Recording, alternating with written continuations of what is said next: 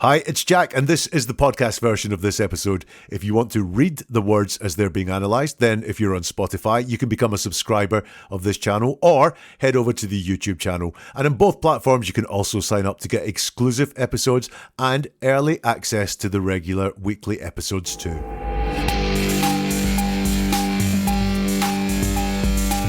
Let's get to the bottom of the Salt Path scandal. Is it truth? Or is it fiction?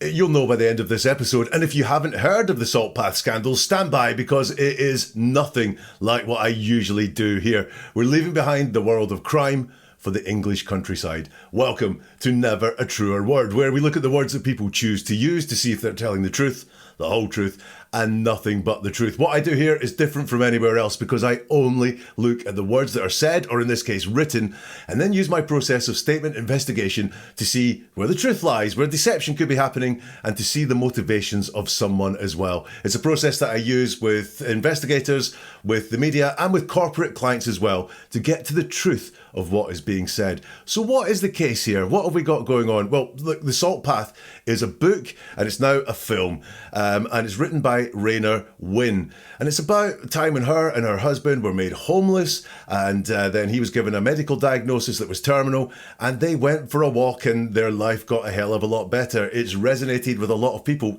I hadn't heard about it as well until the scandal broke this week. The allegations were raised this week that everything was not as it seems with them. We'll go through the specific allegations as we deal with Wynn's statement, because Wynn has released a very wordy statement on her website, and that's what we're going to do. We're going to go through and look at it, and what I do is look at the words that are used to get to the heart of what is really being said. So let's dive into Wynn's statement, and it starts: "Over the past few days, I have had vitriol poured on me from all quarters, along with threats directed at me, my family, and our children." So her first thing that she says is always very important. It's a priority for them to get out. And the first thing that Rainer says in this is creating a sense that she's the victim. "I have had vitriol poured on me from all quarters, along with threats directed at me, my family, and our children." So what we've got going on there is, please feel sorry for me. Now, the allegations are kind of saying she's run a bit of a con or a scam, that the story that she told in the book, The Salt Lake, is not true. So this is her, I think, getting ahead of them and saying, look, my readers aren't the victims. The people who went to see the film, they're not the victims. I'm the victim here. Feel sorry for me. So she wants to get off on this foot of being seen as a victim. She continues, "It has been incredibly hard to remain silent, something that I've had to do whilst waiting to receive legal advice. That legal advice is ongoing, but I can now speak up." Now, if you're called a liar, if someone says to you, you're telling lies there, what do? Do you go and get legal advice, or do you hit back straight away? So the fact that she's felt she had to take legal advice is instructive. And again, one of the first things she talks about is the legal advice that she has taken here. That legal advice is ongoing is a strange phrase. Does that mean she's continuing to act on this legal advice? Therefore, this is not everything that's going on in her head, or is it something that she thinks will make excuses for how limited what she says is? She's acting under legal advice. It's a common tactic that people use when they are not being 100% fully transparent or able to say anything, is it's under the guise of legal advice. You'll notice it's only legal advice. It's not a law, it's not a rule, it's only advice that they are following here. The statement continues, "The Observer article is grotesquely unfair, highly misleading, and seeks to systematically pick apart my life." Now, what we've got here now is the language of persuasion. The meaning of this sentence would not be changed if she had left out the words grotesquely and highly. The Observer article is unfair, misleading, and seeks to systematically pick apart my life. But what she's doing is she's putting in these persuasive words, grotesquely and highly, in order to persuade us. Why does she feel the need to persuade us? I don't know. But for some reason, she doesn't just think saying it's unfair and misleading will be enough. So she wants to say it's grotesquely unfair and it's highly misleading. Look, an article is either misleading or it's not misleading. Highly misleading doesn't mean anything. But as our walk along the Salt Path taught us, when life has ground you into the dirt, you need to stand up, turn your face to the wind and continue to be unafraid. And that is what I do. Now, you will notice that she says the article with the allegations is unfair and misleading. She doesn't say it's not right. She doesn't say there's no truth in that article at all. She doesn't say it's lies. It's just unfair and misleading. And misleading means that things are presented and the conclusion got to is wrong, but what's been presented, that's not in doubt there in what she says there. Raynor's statement continues. The salt path is about what happened to Moth and me. Moth is Raynor's husband. Moth and me after we lost our home and found ourselves homeless on the headlands of the southwest. You'll notice no persuasive language in any of that, nothing to convince us that this is what the book is about. It's very straightforward. It's not about every event or moment in our lives, but rather about a capsule of time. So what she is saying here, as she's stating things in the negative, it's not about every event or moment in our lives. So the allegation is there's much more to the story than what was in the book, that there are other things that are happening that just weren't mentioned in the story. So what we've got going on here is that she is saying the story is a boxed off version of events. It's not everything. The full story is not in the book. She's saying that explicitly. There is more to my life than goes on than I put in the book. You could say that is a lie of omission in the book, that she hasn't told the full facts and everything that's lying there. Or you could say, look, I get that. You never said this was all my life. You said this is the story I'm going to tell you about a certain point in my life. I understand that. So it's a capsule of time when our lives move from a place of complete despair to a place of hope. The journey held within those pages is one of salt and weather, of pain and possibility, and I can't allow any more doubt to be cast on the validity of those memories or the joy they have given to so many. Now, I look at authors' words kind of frequently, people who are very good at working with words, and that's what we've got here. It's a picture painting exercise. The journey of from despair to hope, the salt in the face, the weather in the face, pain and possibility, all done by a writer, someone who's very good with words, to paint a picture. Doesn't mean they're lying, just means they're painting this picture. What I found interesting, though, was that last part. I can't allow any more doubt to be cast on the validity of those memories, not on the validity of the story. Memories are a different thing. Memories don't always have to be true. It is very hard to disprove someone's memory of something. You can disprove the facts and you can disprove the events, but if someone wants to pretend something has happened, they can talk about their memory. For example, I don't remember that happening. Well, maybe they do remember that happening, but it's very hard to prove when they say they don't remember it that they are lying. Very much the same here. It's not validity on the truth of the story, but on the memories. So is what's going on here saying, this is my memory of what happened, not necessarily everything, maybe not even necessarily the truth, it's my memory of what happened. Before I go any further, says Raynor, it's important to say the Observer were offered the opportunity by my lawyers to discuss in detail the allegations made against me, to correct their inaccurate account and to be guided on the truth, on the basis that the discussion would not be made public. However, they chose not to take it, preferring to pursue their highly misleading narrative. This is an interesting one. Remember before she said the book is not everything.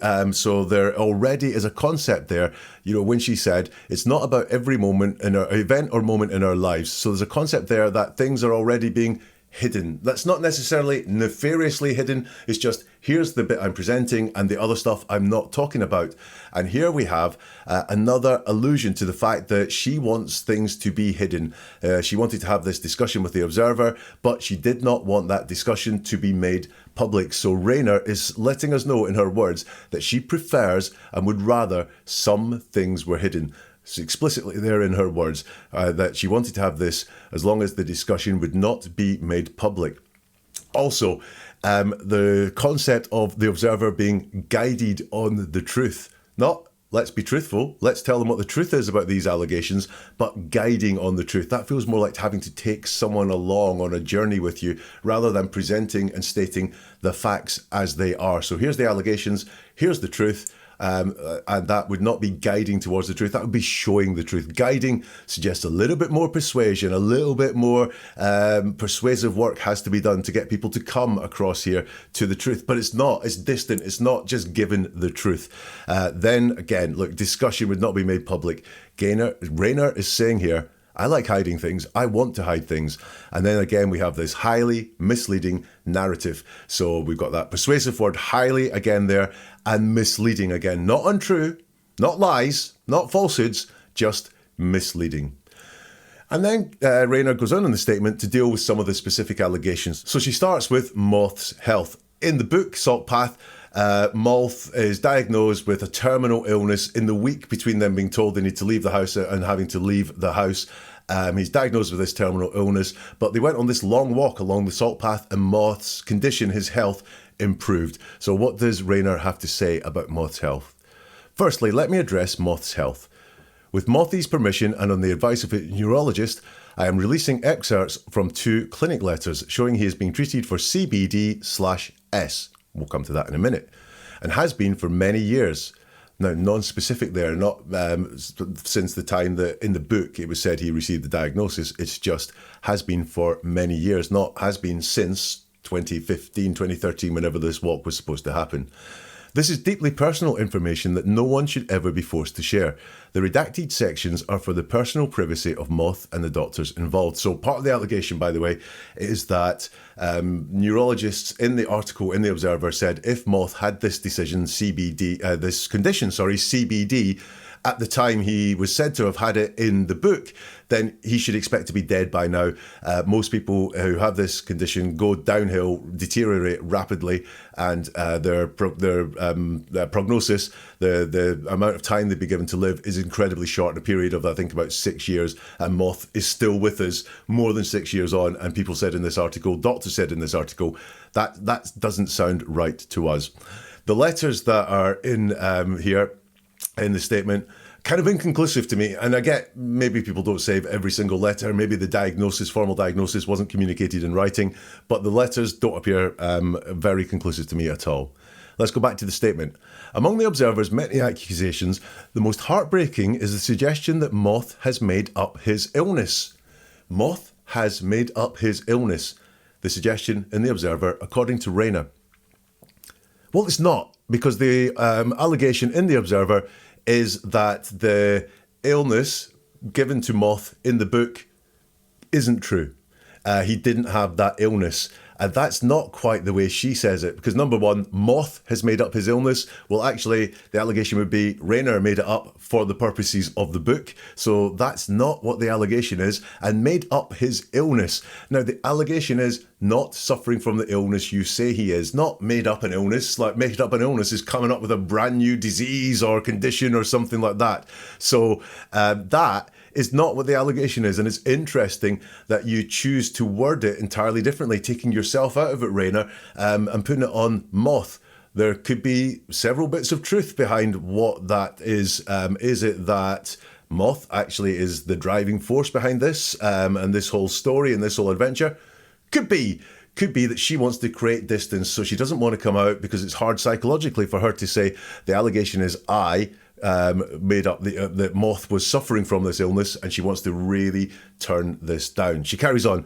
This is utterly vile, unfair and false. She carries on. This utterly vile, unfair and false suggestion has emotionally devastated Moth. The characteristics she gives to it there are vile, unfair and false. Interesting order. Vile. So the first thing she wants to deal with is not the fact this isn't true, but the fact that this is not nice. This is nasty. Unfair. Again, unfair is not untrue. And finally, false comes at the end of it. Now, Moth has not made up his illness because it is an illness that exists. You know, someone may have made up the fact that Moth is suffering from this illness, but the wording here is all very curious. But if she changes the allegation slightly to Moth has made up his illness, like Moth has made up an illness that's not real, then that is false. But it's not the allegation that is there. It's emotionally devastated Moth, who has fought so hard against the insidious condition of corticobasal syndrome. Now, that's not what she said Moth suffered from, as she talks about.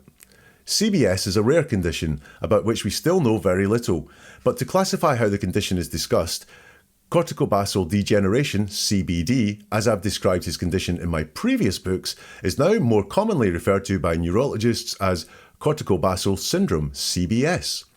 CBS being the clinical diagnosis which describes the symptoms observed during life while reserving CBD for the disease observed at post-mortem. From here on, I'll refer to the condition as CBS. So in all of this, without saying I've been calling it the wrong name all this time, Without saying I've been calling it CBD and he's had CBS, she just goes, this is what is now known, so I'm going to refer to it differently. She doesn't admit to any error here or saying that she got the wrong terminology. She alludes to the fact the terminology has changed, but she's not saying that it was a recent thing. It's just now more commonly referred to by neurologists as CBS. So from here, she is saying, I got it wrong. I gave it the wrong name.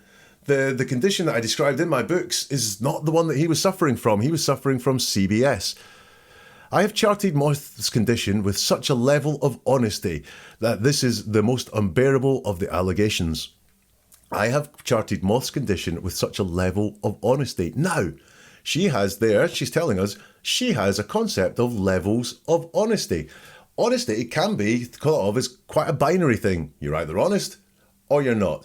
But she is saying here, in her value system, if you like, she has levels of honesty as a concept, which again just goes to this theme of hiding things, of not telling the full story, of only focusing on a sliver of the story, such as what she's saying is in the book. This has become the most unbearable of the allegations. Unbearable, again, not untrue, not most unbearable of the false accusations. My books have become a record of his health. So not my books were written as a record of his health, they've become a record of his health. Not are a record of his health, have become a record of his health. So again, she's not saying I faithfully recorded the condition as we went through the books. From the mornings when I need to physically help him from the bed and into the physio routine that makes his days possible. And you'll notice right here, both Raynor and Moth are present in the pronouns. From the mornings where I, Raynor, from where I need to physically help him being Moth, help him from the bed and into the physio routine that makes his days possible. Get all that? There are people present there. And then she talks about other things. Through the movement issues, the bowel problems, the memory slips, the stiffness, the pain, the fatigue, the obsessions and the despair. To the times on our very long walks when those symptoms have improved. Now you'll notice it's the movement issues, not his movement issues. He's completely disappeared from this range of symptoms that are there. The bowel problems, the exact same. It's not his bowel problems. The memory slips, not his memory slips. The stiffness, not the stiffness that he suffered from. Not the pain that he had, it's just the pain. The fatigue, the obsessions and the despair. She doesn't attach Moth to all of these things. She does attach herself to helping him from bed and attaches him to that. But the other parts, Moth completely disappears. I have never sought to offer medical advice in my books or suggest that walking might be some sort of miracle cure for CBS. Well, you wouldn't because you didn't call it CBS. I am simply charting Moth's own personal journey and his battle with the illness and what has helped him. Then she says a very curious thing to me. The diagnosis didn't come from a simple test, but rather from a long and complex route of observation where sufferers may have symptoms for many years before they finally reach a diagnosis. Now, again, Moth is completely absent in this paragraph. It's not his diagnosis. It's not he had a simple test. It's not that he had a complex route of observation.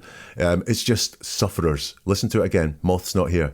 The diagnosis doesn't come from a simple test, but rather from a long and complex route of observation where sufferers, not Moth, sufferers may have symptoms for many years before they finally reach a diagnosis. So Moth has completely disappeared once more when talking about this illness.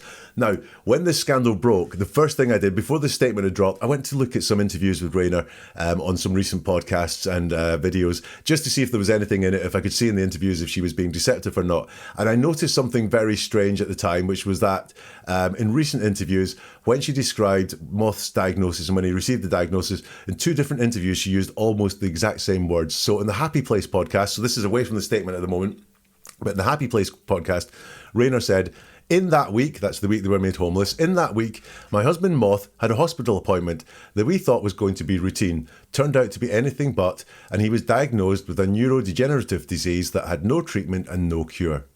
On the One Show television programme, she said, in that week, Moth had what we thought was going to be just a routine hospital appointment, but it turned out to be anything but, and he was diagnosed with a neurodegenerative condition that had no treatment and no cure. Now, does that description match the one that she gave, the one that was more general? In that week, Moth Moth has what we thought was going to be just a routine hospital appointment. Well, if it had involved all the things that she spoke about before, which are the symptoms for many years, a long and complex route of observation, symptoms for many years before they finally reach a diagnosis. If that's what was going on to get your diagnosis, you think it was just a routine hospital appointment? No, you wouldn't. It turned out to be anything but. And he was diagnosed with a neurodegenerative condition that had no treatment and no cure. I noted, and I was interested in those interviews that I observed, she didn't name the neurodegenerative condition. She just gave it this general term of neurodegenerative condition. In these interviews, she didn't mention CBD or CBS. I know in the books that she has, but for some reason in these recent interviews, she shied away from doing that. But her description on these television interviews about the diagnosis does not match that general one about how the diagnosis happens, that it doesn't come from a simple test, but from doing a long and complex routine of observation. Sufferers may have had symptoms for many years before they finally reach a diagnosis. If that was what was going on, you would not think that you had a hospital appointment that you thought was going to be routine, but turned out to be anything but. Let's go back to the statement. Even then, many sufferers' symptoms present in an atypical way. They might not present with the same symptoms occurring in the same order or with the same severity. As I've explained many times in my books, we will always be grateful that Moth's version of CBS is indolent. So once more, she's talking in the general and she's not talking about Moth. Even then, many sufferers' symptoms present in an atypical way. She doesn't say moths have. They might not present with the same symptoms occurring in the same order. Again, this is not about Moth. And then she says, as explained many times in my books, we will always be grateful that Mothy's version of CBS is indolent. Now, she's pointing out here, she's been consistent. She's explained this many times in the books. I've explained many times in my books. Something that liars do, now I'm not saying Rayner is lying here because we haven't reached our conclusion, but it's a data point. Something that liars do is point out how consistent they are, because they believe the more consistent they are, the more believable their lies will be, and that also it's not just enough for them to feel that they have been consistent, they like to point it out. Is that what is happening here? As I've explained many times in my books, we will always be grateful that Mothy's version of CBS is indolent. No, you haven't explained that many times in your books because you called it CBD, but you're excusing all that and moving it. Its slow progression, page 15 in the Salt Path, has allowed us time to discover how walking helped him, how others aren't so lucky. The effect of the suggestion that Moth has made up this condition has been absolutely traumatizing for him. So once more, we've got this strange wording about it. The suggestion was that you made it up, Rayner. You were not telling the truth about it in the book. That's the allegation that's been put to you. You may be denying this at this point. But what you're not really denying it though, because you're denying Moth has made up this condition. And again, it's made up this condition as if it's the condition that's been invented. The allegation is he's invented a brand new condition. No, the allegation is that it's being said that he suffers from something that he doesn't suffer from. Not made up this condition at all. Now, this is someone who's very good with words. So why are they using this curious form of words around this? And that's twice it's been there now. It's no accident. Moth has made up this condition. And it's been absolutely traumatizing for him. Suggestions made by people who do not know him, have never met him, and have never seen his medical records. But even worse is the effect on those sufferers who have looked to Moth as a beacon of hope. And here we have something that we're going to see quite a bit here, which is Rayner attempting to connect and persuade the audience. And it's not just us that's suffering, it's everyone that suffers from the condition. Now, that doesn't mean the allegations are true or the allegations are false. It's really got nothing to do with the substance of the allegations. But what she's getting at here is these allegations in themselves are bad, not just for us. I'm going to connect it and say there are more victims here, the sufferers who have looked to Moth as a beacon of hope. To hope that maybe not now, maybe not for them, but maybe at some point in the future we might find some answers to the condition that has no treatment and no cure. Interesting, no treatment, no cure is one of her stock phrases that she was using in those interviews. So let's go on to embezzlement allegations. There is an allegation in the article that she embezzled money from a former employer. She says, on to the allegation that I embezzled money. The dispute with Martin Hemmings, referred to in The Observer by his wife, is not the court case in the Salt Path. So let's be really clear with that. I don't believe it is. I think this is all very true.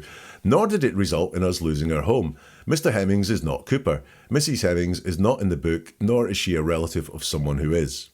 Okay, fine. Got that scene set. I worked for Martin Hemmings in the years before the economic crash of 2008. For me, it was a pressured time. It was also a time when mistakes were made. It's also a time when mistakes were being made in the business. Now that's very passive. Who was making the mistakes? What were the mistakes? Mistakes were being made in the business. Now, you've got to say, if the mistakes were being made by someone else, I think she would say Martin Hemmings was making mistakes in the business, but she's hiding who made the mistakes. Now, why is she hiding who made the mistakes? Why is she not saying who made the mistakes? Why is she not saying what the mistakes are? I think we can draw our own conclusions to one of the highly possible reasons why that would happen. Any mistakes I made during the years in that office, I deeply regret and I'm truly sorry. So it's any. It's a Weasley apology there. It's not the mistakes I made during the years in that office, I deeply regret and I'm truly sorry. It's only any. And mistakes can be subjective. And mistakes, actually embezzling money, the allegation of embezzling money, that's not a mistake, that's a deliberate embezzlement. And what she's not saying is, I didn't embezzle money. She's kind of saying, I may have made any mistakes. There may have been mistakes, but maybe not, because it's only any. Any can be some, none. So she's not taking this allegation on at all. She's not saying it's false. I did not embezzle money. Why can't she say that? Why can't she say that if she didn't embezzle money? Mr. Hemmings made an allegation against me to the police, accusing me of taking money from the company. She doesn't say I didn't do that, by the way. I was questioned. I was not charged, nor did I face criminal sanctions. I reached a settlement with Martin Hemmings because I did not have the evidence required to support what happened. What happened?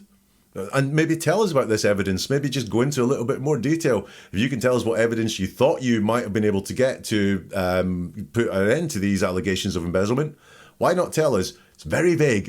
It's very, hidden. The terms of the settlement were willingly agreed by both parties. Mr. Hemmings was keen to reach a private resolution, as was I. Once more, we have this let's hide things away, let's keep things private concept with her.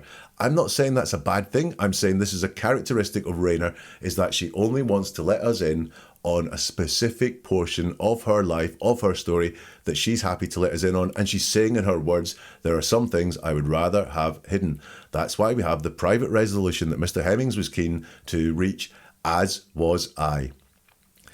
Part of the settlement was that I would pay money to Mr. Hemmings on a non-admissions basis. I mean, do I need to say any more than that? A non-admissions basis, is that hiding an admission? I mean, you don't really say. It's not, certainly, I didn't admit anything because I didn't do anything. It's the money was paid on a non-admissions basis.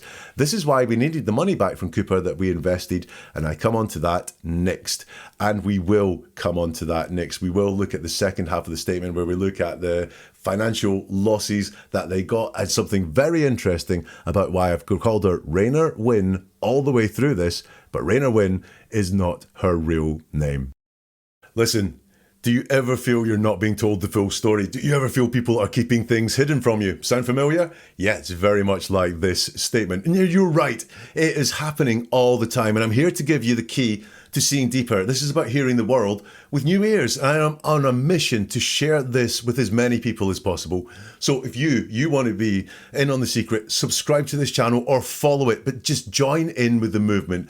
In the archives, there's a hell of a lot for you to take in to find out where you can see deception, the truth, and the motivations of someone merely by looking at their words. And do you know someone who would benefit from having this knowledge? Well, then help spread the word, because if you hit the like button or if you subscribe to the channel, it all helps. Recommend it, pass it on, because it fuels the fire. Every click, every single share, it allows me to dig deeper, to analyse further, and to bring this life-changing skill to more people. Now, I regularly hear from grateful audience members who've navigated tricky situations in their own lives using the listening and analysis skills that they've learned on this channel. So that like, that share, that subscribe could make a big difference to someone's life. It is a great gift to give. Shall we go back to the statement of Miss Wynn now? And she's going to deal with how we lost our home. In The Salt Path, I describe a financial dispute with a lifetime friend who I call Cooper to protect his family. In the early 1990s, Moth made an investment in Cooper's property portfolio. When the investment was due to mature, Cooper claimed it had failed due to low occupancy. However, we later discovered this was not the case. When we raised this with him, he conceded that although he couldn't at that time, he promised he would eventually pay us back. In 2008, financial crash time again, we asked for the money back. He said he didn't have it, but he offered us a loan through his company. Now, we asked for the money back.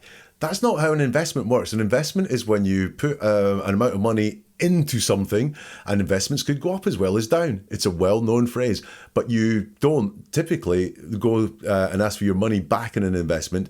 You may want to do something with it, or you may want to see what it's worth, but you can't just ask for your investment money back. You can do that with a loan. If you've loaned someone the money, you can ask for your money back. He said he didn't have it, but offered us a loan through his company. We agreed. Because the loan was coming from his company, he said it had to follow the company's standard loan terms, 18% interest, which he would cover, and a charge on our home in his name. He assured us this was standard practice. I mean, asking for your money back and being given a loan does not sound like standard practice to me, and would soon repay the loan to his company and the charge would be removed. We were uneasy, but after so many years, it seemed like a way to finally resolve the issue. Getting a loan from someone is a way to resolve an issue. Having your house at risk is a way to resolve an issue of getting money. No, it's not. We trusted that Cooper would honour his word and repay the money to his company as repayment of our original investment. That is not a standard investment. That is not how investments work. But he didn't return the money to us or his company, and the charge against our home wasn't removed. Instead, he used the charge on our home to pay off his business creditors. In 2010, his company went into liquidation. As a result, in 2011, the repossession proceedings on our home began. So we've got some background there. Doesn't sound like an investment, sounds more like a loan. Doesn't sound like something that would ease your mind. I mean, you know, loans turn into be stressful things. So I don't know why that would ease your mind. We tried to argue that the debt was owed to the company, not him personally. So we tried to argue. It's not we made the point. It's we tried to argue that the debt was owed to the company, not him personally, so he had no right to hold the charge. But we couldn't afford a lawyer and had to represent ourselves. It drained everything. We put our home up for sale to try and protect some of the value, but it didn't sell. Meanwhile, the pressure from the claimants to sell was relentless. The constant letters, emails, daily calls, it was almost unbearable, and Moth was shaken that his friend, who had been so tolerant for so long, would do this. She really does have a sense of how things in life affect Moth, her husband, doesn't she? In desperation, we briefly tried running a book-based house raffle like others had done, but quickly realised it was a mistake, as it clearly wasn't going to work. We cancelled it and refunded the few participants. Now, a couple of things on this one. Again, she is trying to join herself into others here. So running a raffle to sell the house, basically, it's not enough for her to say that this is what they did. She wants to maybe say that this is not an oddity because others had done it. She wants to make her behaviour sound more rational and reasonable to people who may doubt, why did you do that? Well, look, others have done it, so don't doubt it. It's not just me that was doing this. Other people had done this. It's hiding in the safety of the crowd. I also want to know, in the whole statement, everything in it seems kind of relevant, apart from in desperation, we briefly tried running a book-based house raffle like others had done, but quickly realised it was a mistake as it clearly wasn't going to work. We cancelled it and refunded the few participants. Why mention that bit? I want to know. If you do have any ideas on that, let me know in the comments. Why is that bit mentioned? The entire statement would mean the exact same without that paragraph in it, but she, for some reason, thinks it's important to include it. In 2012, we asked the liquidators to check the company's records. A year later, they confirmed we were right. The money from the loan had come from the company, so the charge should never have been in Cooper's name, and therefore it was wrong of him to assign the charge to his creditors. We thought the case was finally over and the liquidators had said they would accept a payment plan so our home would be saved. So what we've gone from here is having a loan that they thought would ease everything to having to have a payment plan to pay back this loan. I really don't understand this story unless it simply is they got a loan that they couldn't repay. Now that would make a lot of sense. That would back up all of this. Just we got a loan, in financial trouble, got a loan, but couldn't pay it back. Instead of all this stuff about it being an investment and all this thing about charges and companies and liquidators, our home could be saved, but in court because I hadn't submitted the paperwork correctly. Now that's interesting because a lot of the way through this, Rayner uses joint pronouns our and we, and they act together. We thought the case was finally over. For example, we tried to argue, but here it's I hadn't submitted the paperwork correctly. She takes responsibility of that herself. It's not a we hadn't submitted the paperwork correctly. The judge dismissed the letter as just a piece of paper. I don't know what letter she's talking about. This letter comes from nowhere. She hasn't said which letter it is. Is it a letter she wrote to the court? Is it the letter from the liquidators? Is it a letter from the creditors? I don't know. She just brings up this letter from nowhere. The judge dismissed this letter as just a piece of paper. She doesn't say why the judge said it was just a piece of paper. I imagine the judge said, because blah, blah, blah, this is just a piece of paper. Again, hidden. He refused to allow another appeal from us, and our home for over 20 years that we had lovingly restored with our own hands was gone. So that is a very long way, I think, of saying we took out a loan and couldn't pay it back. Property in France. This is an allegation that, as she says in her book, when we lost this home and it was repossessed, we were homeless. But they owned property in France. So technically they weren't homeless. They had a house and a land in France. So homeless is not accurate description. They weren't homeless. They had property in France. What we own in France is an uninhabitable ruin in a bramble patch on the boundary of a family member's property. Bought in 2007 by remortgaging our home, and we've got remortgaging there. So they remortgaged their home in 2007, took out a loan in 2008. This is a financially chaotic story, I think. I'm not saying there weren't financial troubles. In fact, I believe there were real financial troubles. But remortgaging in 2007, taking out a loan against the home, so it was double secured on, if you like, in 2008. This is a couple that have real financial problems. Anyway, bought in 2007 by remortgaging our home. To prevent a developer buying it, it has missing walls, a collapsed roof, no running water, drainage or electricity. It is not the property shown in the video accompanying the Observer article. We have never lived there.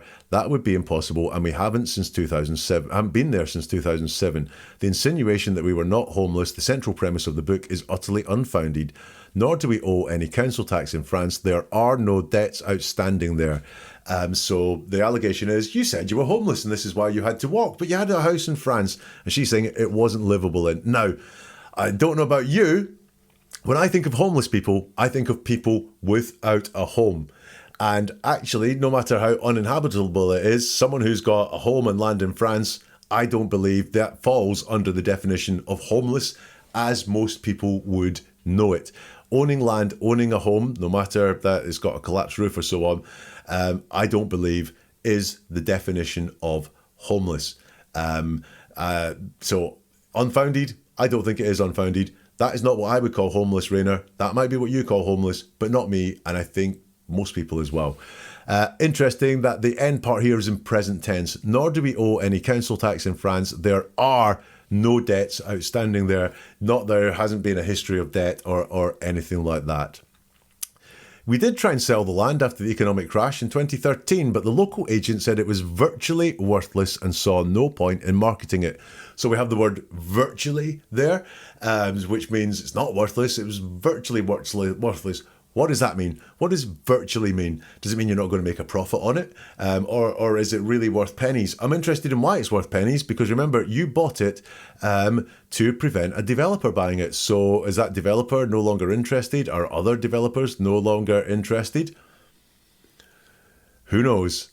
Now, let's go on to what she's called debts. But really, it's around about the fact that Rainer Wynn is not her real name. It's a pen name. It's a made-up name. And there's an allegation that Maynard and Moth is also a made-up name, that they've been using these different names in order to circumvent some rules around debts or so on. So how does she deal with that? I find the accusation that we are using pseudonyms to avoid debt particularly surprising. Again, it's not denying it. It's just surprising. As the Observer has so intrusively entered every other area of my life, they could have run a simple credit check against me and Moth. Had they done so, they would have found we have no debts. When we lost our home, contrary to reports in some media outlets, we chose not to become bankrupt. We hoped that one day we would be able to settle the outstanding debts that had accrued during the years of the intense work on the court case, which had taken up so much of our time and energy.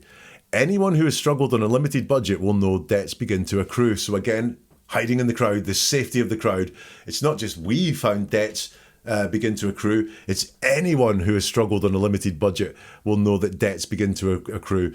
It can be very difficult to stop them growing. She doesn't say it was. She doesn't say that at all. In fact, she's taken herself out here. It's just anyone who struggled on a limited budget will know debts begin to accrue. And it can be very difficult to stop them growing. It was very difficult for us to stop the debts growing.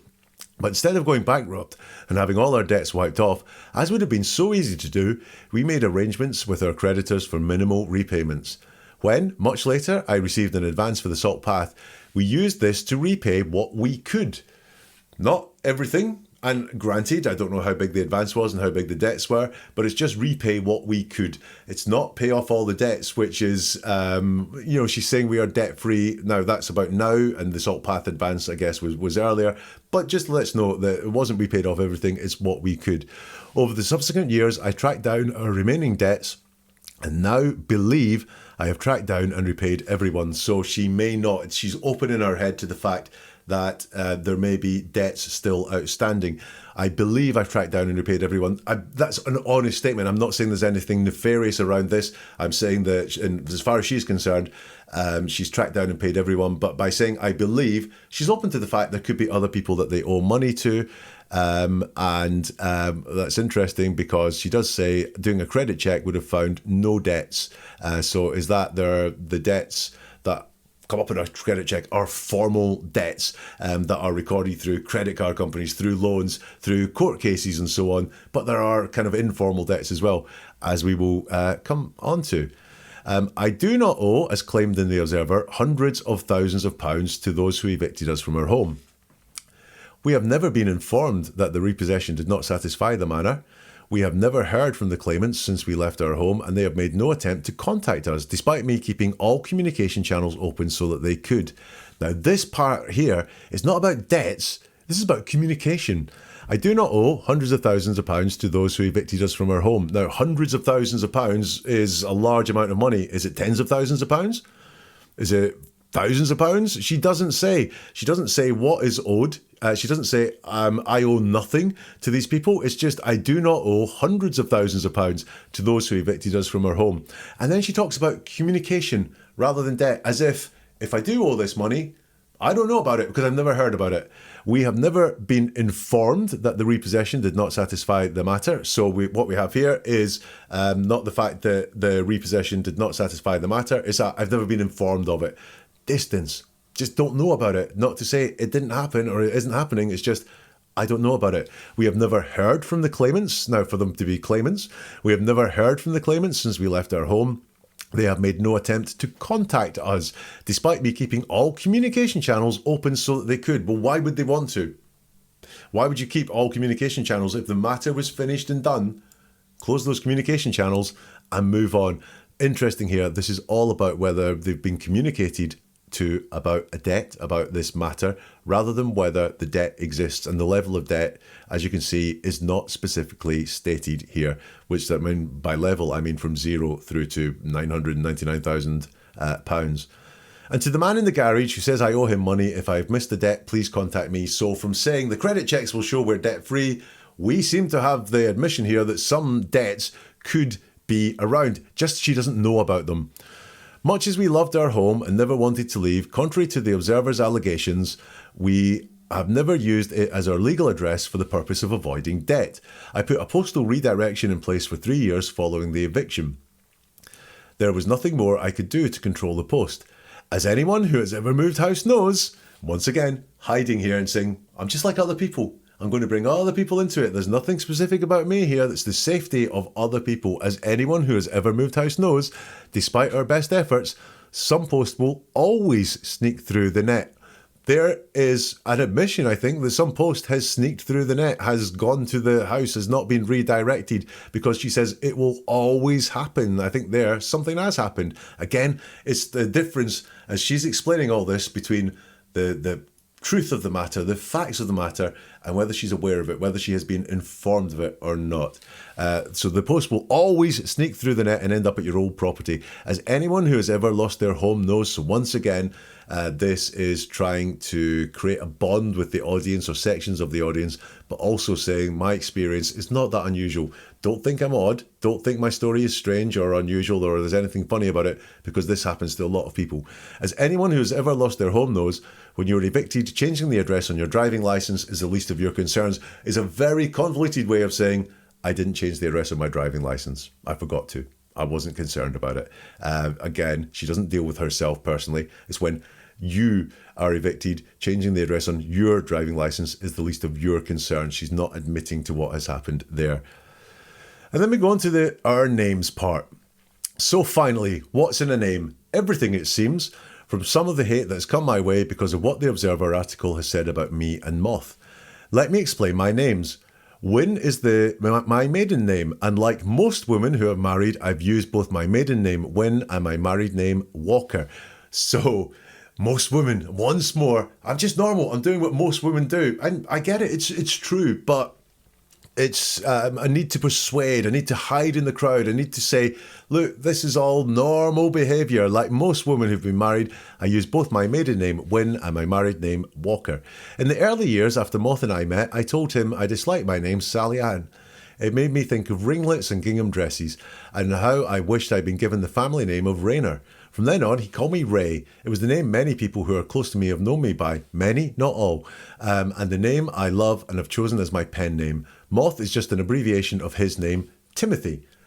Okay, so I understand that. Pen names, I completely understand. The allegation is not that you've got a pen name, because accusing an author of having a pen name, not a big allegation. The allegation is that you've been using this change of names kind of dishonestly, I think is what the allegation is. And let's deal with her one. Makes perfect sense. I'm using my maiden name, and also I'm going to use the name that I really would have liked to have, that my husband calls me, Ray Rayner. But what about Moth?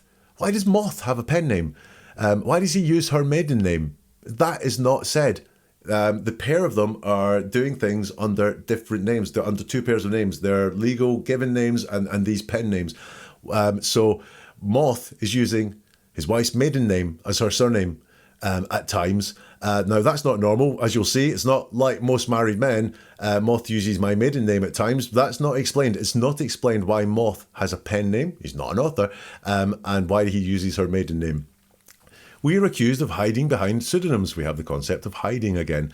This is blatantly untrue. By the way, kids, it is not just untrue. It's blatantly untrue. That need to persuade us again. Like most, we use these nicknames alongside our legal names. Like most? Really? Like most? Like some? Some people use their middle name as their first name, but most people don't use nicknames alongside their legal names. And what does alongside mean? I understand. So, for example, Timothy Walker, his mates might call him Tim, yeah, and he might be known as Tim. But when he has to do legal things, when he's got a credit card, when he has to sign an official document, it will be Timothy Walker and not Tim Walker, even though Tim is what he's known as. But that's a shortened name. That's shortened for him. These nicknames, I think, is downplaying them, and it's alongside our legal names. The legal names we use for our bank records, our utility bills, etc.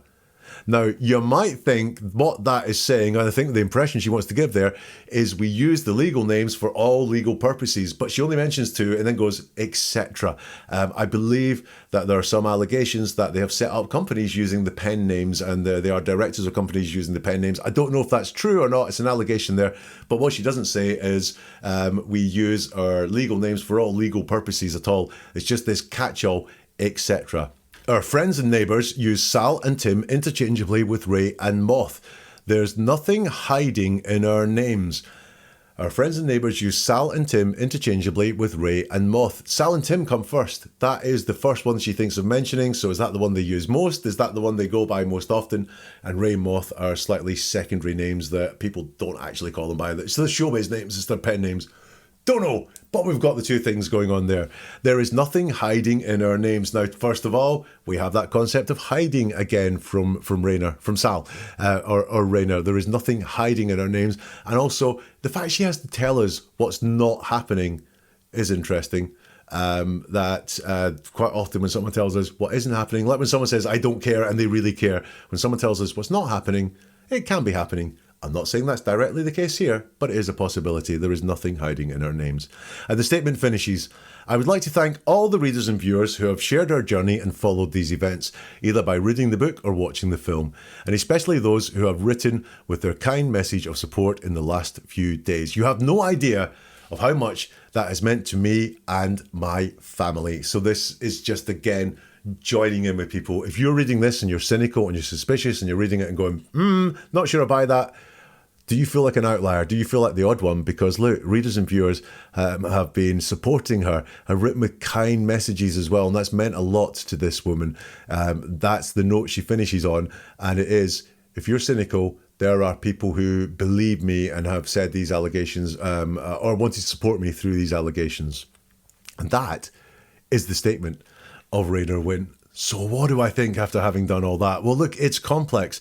I think the biggest thing that I see in that is this concept of hiding a lot, of not telling the truth all the time about everything. And that's not about lying. That's about having a very specific slice that is on view and making sure that everything else is hidden in private agreements or just things omitted or things not shown. So I think that that is the biggest concept that comes to her. To be fair, that's writing. You can't write a book about an event and write about everything in her life and every little thing. Some things do need to be simplified.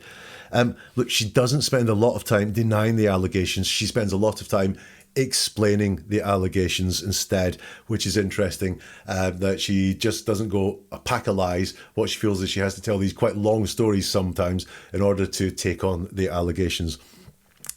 The illness descriptions leave me with more questions than answers. Her story has undoubtedly changed there through time, and she is curiously distant and using some curious worries around talking about Moth's illness, and has very specifically and says she's changed part of the story, or she will change part of the story she tells going forward. As do the names thing. The names thing doesn't add up to me. Again, we've got the hidden part of why Moth feels he has to have a name, and also what she didn't explain legally what concept they do use their names from. But was she hoodwinking? Was she getting people to buy this book on a false premise? To be fair, I think the premise of the story is true.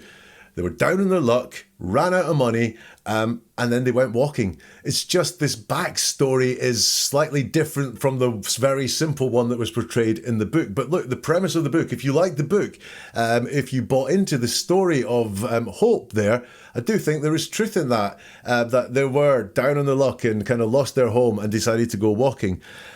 The rest of her life might not be so straightforward. It does appeal like she wants to hide things a lot, and not just in the book, but in this statement as well, using different names, not coming out and saying what happened around the embezzlement, not being really straightforward with us about the loan story either, and saying you were homeless when you had a property in France as well.